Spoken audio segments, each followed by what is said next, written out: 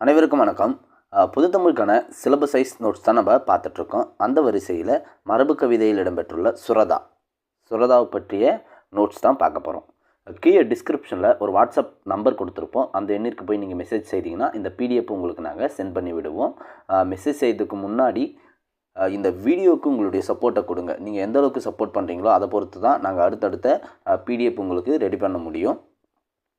அதனால் இந்த வீடியோக்கு ஒரு லைக் மற்றும் கமெண்ட் பண்ணிவிட்டு நீங்கள் வாட்ஸ்அப் நம்பருக்கு மெசேஜ் பண்ணுங்கள், நாங்கள் உங்களுக்கு சென்ட் பண்ணி விடுறோம். சுரதாவை பற்றி 6th to 12th புதிய புத்தகத்தில் என்னென்ன தகவல் கொடுத்துருக்காங்களோ அனைத்தையுமே இந்த பிடிஎஃப்பில் ஆட் பண்ணியிருப்போம். அதே போல் 6th to 12th பழைய புத்தகத்தில் உள்ள பாடங்களையும் ஆட் பண்ணியிருப்போம். இங்கே பாருங்கள், 7ஆம் வகுப்பு புதிய புத்தகத்தில் காடு என்ற பாடம் கொடுத்துருப்பாங்க. அதே போல் 9ஆம் வகுப்பு பழைய புத்தகத்தில் இன்பம் என்ற பாடம், 12ஆம் வகுப்பு புதிய புத்தகத்தில் இதில் வெற்றி பெற, 12ஆம் வகுப்பு பழைய புத்தகத்தில் சிக்கனம். இந்த 4 பாடம் உங்களுக்கு சுரதாவை பற்றி கவர் ஆகும். ஓகேங்களா? அது மட்டும் இல்லாமல் சுரதாவை பற்றி பிறப்பிலிருந்து இறப்பு வரை நிகழ்ந்த மிக முக்கியமான பாயிண்ட்ஸையும் ஆட் பண்ணியிருப்போம். புத்தகத்தில் இல்லாத மிக முக்கியமான பாயிண்ட்ஸுமே இந்த பிடிஎஃப்பில் ஆட் பண்ணியிருப்போம். இங்கே பாருங்கள், அவர் 1921 நவம்பர் 23 பிறந்திருக்காரு.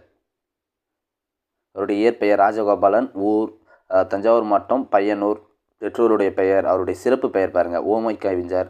இதுபோல் எல்லா தகவலுமே இந்த பிடிஎஃப்பில் ஆட் பண்ணியிருப்போம். இப்போ சுரதாவை பற்றி நீங்கள் படிக்கணும்னா இந்த ஒரு பிடிஎஃப் போதும். ஏன்னா 6th to 12th புதிய புத்தகம் பழைய புத்தகமும் இருக்கும். அதே போல் முக்கியமான பாயிண்ட், புத்தகத்தில் இல்லாத மிக முக்கியமான பாயிண்ட்டுமே ஆட் பண்ணியிருப்போம். எல்லாமே அவர் நடத்திய இதழ்கள் என்னென்ன, இலக்கியம், காவியம், ஊர்வலம், விண்மீன், சுரதா, இதெல்லாமே அவர் நடத்திய இதழ்கள். அதே போல் நூட்கள் பாருங்கள், தேன்மழை, துறைமுகம், சுவரும் சுண்ணாமும், அமுதும் தேனும், மங்கையர்க்கரசி, இதெல்லாமே இவருடைய இயற்றிய முக்கிய நூட்கள். எல்லா பாயிண்ட்டுமே ஆட் பண்ணியிருப்போம். எதுவுமே மிஸ் ஆகிருக்காது. இவருடைய தேன்மழை நூல் தமிழக அரசின் தமிழ் வளர்ச்சித்துறை பரிசை பெற்ற நூல். சுரதாவை பற்றி படிக்கணும்னா இந்த ஒரு பிடிஎஃப் போதும். அந்த பாடலுமே ஆட் பண்ணியிருப்போம். பாடல் வரி 7ஆம் வகுப்பு புதிய புத்தகத்தில் இடம்பெற்றுள்ள காடு என்ற அந்த பாடத்தில் இடம்பெற்றுள்ள பாடல் வரி, கார்த்திகை தீபம் என காடெல்லாம் பூத்திருக்கும், பார்த்திட வேண்டுமடி கிளியே பார்வை குளிருமடி, இந்த முழு பாடலையுமே ஆட் பண்ணியிருப்போம். அதே போல் 9ஆம் வகுப்பு பழைய புத்தகத்தில் இடம்பெற்றுள்ள இன்பம், இந்த பாடலுமே ஆட் பண்ணியிருப்போம். பழந்தமிழ் கற்றல் இன்பம், பல நாடு சுற்றல் இன்பம், எழுந்திடும் புதுமை தன்னை ஏற்றிடல் வாழ்வுக்கின்பம், குழந்தையின் தளிர் கைப்பட்ட கூழினை உண்டல் இன்பம், இழந்ததை பெறுதல் இன்பம், இசைப்பட வாழ்தல் இன்பம், அந்த பாடலையுமே ஆட் பண்ணியிருப்போம். இது 9ஆம் வகுப்பு பழைய புத்தகத்தில் இடம்பெற்ற பாடல். அதே போல் 12ஆம் வகுப்பு புதிய புத்தகத்தில் இடம்பெற்றுள்ள பாடலையுமே ஆட் பண்ணியிருப்போம். அடுத்து 12ஆம் வகுப்பு பழைய புத்தகத்தில் சிக்கனம் என்ற தலைப்பில் இடம்பெற்றுள்ள பாடல், இதையுமே ஆட் பண்ணியிருப்போம்.